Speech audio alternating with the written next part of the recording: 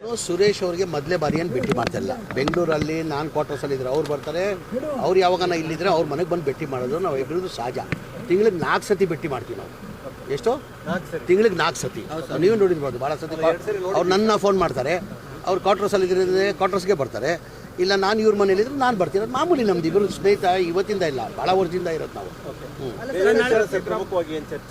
ಏನು ಚರ್ಚೆ ಇಲ್ಲ ಸರ್, ನಾವು ಇಬ್ಬರು ಸ್ನೇಹಿತರು.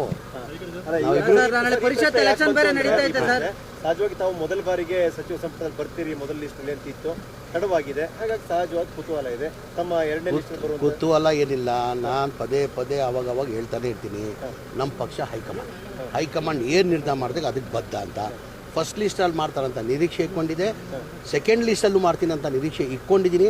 ಮಾಡಿಲ್ಲ ಅಂದರೂ ನನಗೇನು ಸಮಸ್ಯೆ ಇಲ್ಲ, ತೊಂದರೆ ಇಲ್ಲ. ಏನಕ್ಕೆ ಪ್ರೊಟೆಸ್ಟ್ ನಾನು ಅಭಿಮಾನಿಗಳು ಮಾಡ್ತಾರೆ, ನಾನು ಮಾಡ್ತಾಯಿದ್ದೀನಿ. ಈಗ ನಾನು ಕೇಳ್ತಾ ಇದ್ದೀನಿ, ನಾನು ಮಂತ್ರಿ ಮಾಡಿ ಅಂತ ಮಾಧ್ಯಮದಲ್ಲಿ ಕೇಳ್ತಾ ಇದ್ದೀನಿ.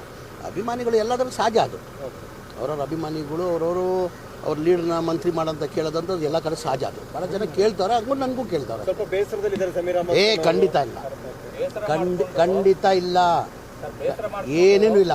ನನ್ನ ಮುಖದ ಮೇಲೆ ಕಾಣ್ತಾ ಇದೆಯಾ ಬೇಸರ ಇದೆಯಾ ಅಂತ? ನನ್ನ ಮುಖದ ಮೇಲೆ ನಾನು ಕಾಣ್ತಾ ಇದೆಯಾ ಬೇಸರ ಇದೆಯಾ ಅಂತ? ಖಂಡಿತ ಏನೇನು ಇಲ್ಲ. ಅಡ್ಡ ಮತದಾನದ ಆತಂಕ ಕೂಡ ಇದೆ ಅನ್ನುವಂಥದ್ದು 5ನೇ ಅಭ್ಯರ್ಥಿಗೆ ಇಲ್ಲ, ಆ ಥರ ಏನಿಲ್ಲ. ನಾವು ನೆನ್ನೆ CLB ಮೀಟಿಂಗು ನಾನು ಹೋಗಿದೆ. 140 ಜನ ನಾವು ಒಗ್ಗಟ್ಟಾಗಿದ್ದೀವಿ. ನಾವು 28 ಹಾಕೊಂಡ್ರು 5 ಅಭ್ಯರ್ಥಿನೂ ಗೆಲ್ತಾರೆ. ನಮ್ಗೆ ಅಡಿಷ್ನಲ್ ಏನು ಓಡಬೇಕಾಗಿಲ್ಲ. ಅಡಿಷ್ನಲ್ ಏನು ನಾವು 140 ಇದ್ದೀವಿ. ನಾವು 140ಗೂ 28 ಹಾಕೊಂಡ್ರು ನಾವು ಎಲ್ಲ 5 ಅಭ್ಯರ್ಥಿ ನಾವು ಗೆಲ್ತೀವಿ. ನಮಗೇನು ಸಮಸ್ಯೆ ತೊಂದರೆ ಇಲ್ಲ. ಯಾರು ಹೇಳಿದ್ರು ನಿಮಗೆ ಹೈಕಮಾಂಡ್ ಅಲ್ಲಿ ಕ್ಲೋಸ್ ಇದೆ ಅಂತ? ಎಲ್ಲಿ? ನಾನು ಕೇರಳ ಚುನಾವಣೆಗೂ ಹೋಗಿದೆ, ತೆಲಂಗಾಣ ಚುನಾವಣೆಗೂ ಹೋಗಿದೆ. ಪಕ್ಷ ನನ್ಗೆ ಏನೇನು ಜವಾಬ್ದಾರಿ ಕೊಟ್ಟಿದೆ ಆ ಜವಾಬ್ದಾರಿನ ನಾನು ನಿಭಾಯಿಸ್ಕೊಂಡು ಬಂದಿದ್ದೀನಿ. ಮುಂದೇನು ಪಕ್ಷ ಏನು ಜವಾಬ್ದಾರಿ ಕೊಡ್ತಾರೆ ಅದು ನಿಭಾಯಿಸ್ತೀನಿ. ಅಗತ್ಯನೇ ಇಲ್ಲಲ್ಲ ನಮಗೆ. ನಾವು ಹೇಳ್ದಿಲ್ಲ 28 ಹಾಕೊಂಡ್ರು ನಾವು 5 ಜನನೂ ನಾವು ಗೆಲ್ತೀವಿ.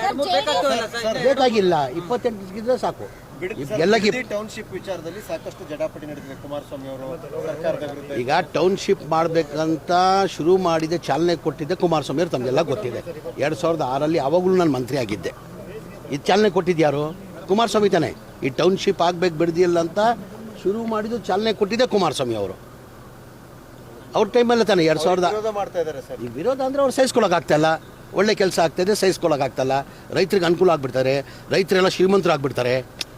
ಅವ್ರಿಗೇನು ರೈತರಾಗೇ ಇರಬೇಕು, ಶ್ರೀಮಂತರಾಗಬಾರ್ದಂತ. ಈಗ ಟೌನ್ಶಿಪ್ ಆದರೆ ಏನಾಗ್ತದೆ? ಲ್ಯಾಂಡ್ ವ್ಯಾಲ್ಯೂ ಜಾಸ್ತಿ ಆಗ್ತದೆ, ಲ್ಯಾಂಡ್ ವ್ಯಾಲ್ಯೂ ಬರ್ತದೆ.